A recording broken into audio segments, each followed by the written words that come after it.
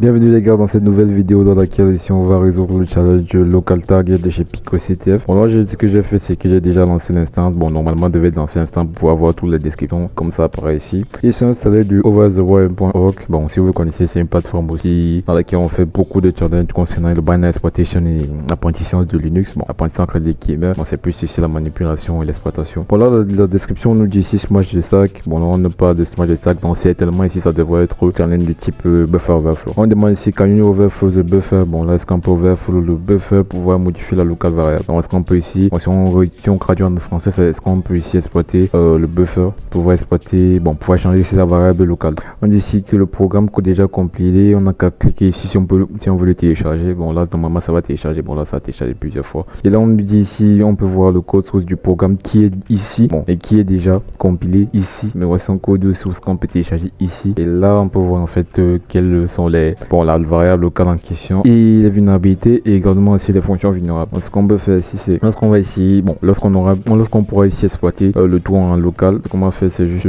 utiliser le N4 saturn.picoctf.net et suivi du port aussi pour pouvoir l'exploiter sur le serveur de PicoCTF, directement avoir le flag et on pourra juste venir le mettre ici pour pouvoir résoudre le challenge. Bon là ce qu'on va faire c'est qu'on va directement aller regarder le code source parce qu'on va pas se lancer directement dans ce qui est du programme, donc ce qui est du programme déjà compilé. Donc on va premièrement regarder le code source et voir quelle fonction est vulnérable et comment l'exploiter. Ok, à tout de suite. Ok les gars, nous voici au niveau de l'analyse du code source de Target. Et là on voit ici que en premier lieu ici, juste les deux premières lignes, on peut voir ici qu'il y a l'initialisation de cette librairie parmi laquelle stdu.h et la stdlib. On a également juste ici à partir de la ligne numéro 6, on a un int main. Bon là on initialise la fonction main ici dans la fonction principale. Et là on peut remarquer, bon on va remarquer là qu'il n'y aura qu'une seule fonction. Bon là ce qu'on fait dans les premières lignes de la fonction main, pour voir ici que on crée certaines variables, mais lequel la variable c'est la variable input qui a pour taille 16, la variable num qui est 64. Et là on demande ici printf, bon qui va faire ce qui va donner un output disant enter a string. Et là on va faire stdout, on a la fonction get en entrée le résultat du input. Et juste ici on peut remarquer ici que la fonction get par défaut c'est une fonction qui est vulnérable en ce qui concerne les buffer overflow. Dans là d'office le binaire est vulnérable, par défaut les binaires sont vulnérables et ça va donc d'exploiter la vulnérabilité. Ok, si on descend juste ici à partir de la ligne numéro 16, on peut voir ici qu'on a un saut de ligne, on a un print de f num ici num. Donc là ce qu'il va faire c'est juste ici nous dit donner la valeur de num. Bon là on peut savoir ici que num ça vaut 64, mais on a ici une petite comparaison qui dit ici que if num, donc la variable num ici qui est égale à 64 devient ou est égale maintenant à 65, là on pourra avoir ici accès au flag.txt. Et là on voit ici que bon il n'y a pas vraiment de choses à faire. En disant ici que c'est presque ici impossible de manière normale ici si on n'exploite pas le binaire comme on va le faire prochainement, de pouvoir on pourra changer en fait le num en 65 puisque ici on ne voit pas d'input ici qui change ici la valeur de num. Donc là ce qu'on va faire c'est juste changer la valeur de num ici grâce au buffer overflow qui se trouve, buffer overflow qui est au niveau du petit get input. Là on voit ici si on termine ici que bon il n'y a plus rien d'intéressant à part le read en fait le contenu du flag.txt et nous dire ici bye bye. Je pense c'est tout ce qui concerne l'analyse du code source. Là ce qu'on va faire c'est directement le niveau de notre Kali Linux et là on pourra tout voir ici comment on peut changer notre num qui est niveau 64 en 65. Ok les gars, bienvenue dans ma Kali Linux. Là ce que j'ai fait c'est télécharger directement le binaire qui est nommé local target, également créer un petit flag, bon qui est petit flag.txt ici pour pouvoir tester directement en local.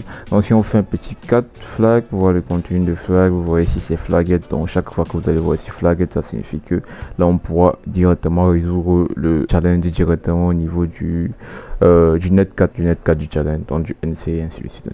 Bon là ce qu'on va faire directement c'est essayer de faire un petit reverse engineering au niveau du binaire. Alors, ce que je vais faire c'est juste utiliser .debug, je vérifie du nom du binaire qui est local target. Ok, là ce que je veux juste faire c'est bon juste après avoir tapé ceci, ce que je vais faire c'est essayer de désassembler la fonction main. Bon pour voir toutes les fonctions, ce que vous pouvez faire c'est taper info function là pour avoir en fait les fonctions. Là ce qui m'intéresse plus c'est la fonction main. Là ce que je vais faire c'est juste venir taper disas et suivi de la fonction main. Ok, là ce que je vais faire c'est taper comme ça. Ok, là si j'essaye de monter pour voir en fait toute la fonction.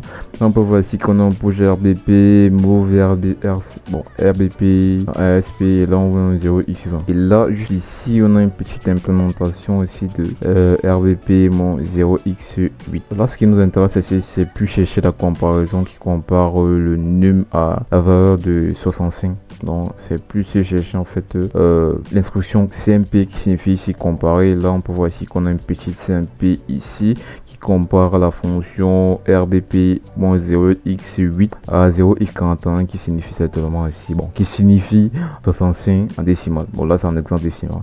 Donc, ce qu'on va faire ici, c'est juste essayer de modifier la valeur de RBP-0x8 ici à, bon, A, ce qui signifie ici 0x41. Bon, si on met ici A, ça signifie sur 0x41 en exact. Bon, là on pourra directement avoir le flag. Donc ce qui va se passer ici, c'est chercher. Bon, là on sait ici que le RBP normalement c'est 0x20 plus 1 plus 2 et ainsi de suite. Donc là, puisque nous sommes sur 64 bits, ce que je vais faire, c'est juste faire 0x20 moins 0x8. Bon, 0x20 moins 0x8 et là on pourra mettre A et on pourra juste retrait ici et pouvoir valider la comparaison qui se trouve juste ici en fait. Et là on pourra directement avoir le flag. Tac, ce que je vais faire, c'est quitter en tapant Q.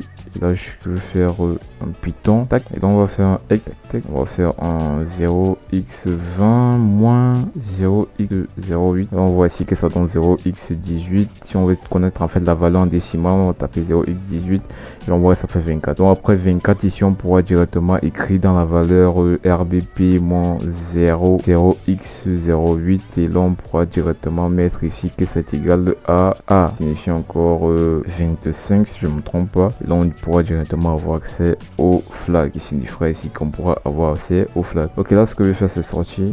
On va taper CTRL D pour sortir et là on va taper un petit script en Python qui va nous permettre d'automatiser les choses. On va faire un print A 0x4 fois, donc 0x25 fois. C'est aussi vrai que c'était mieux, ça sera plus comparatif avec les B. Et là on va faire 0xb, on va faire 24 tac. Et là on a 24b, on va copier cela et vous allez voir en fait qu'on va mettre un petit A. C'est ça qui va un peu venir changer la donne.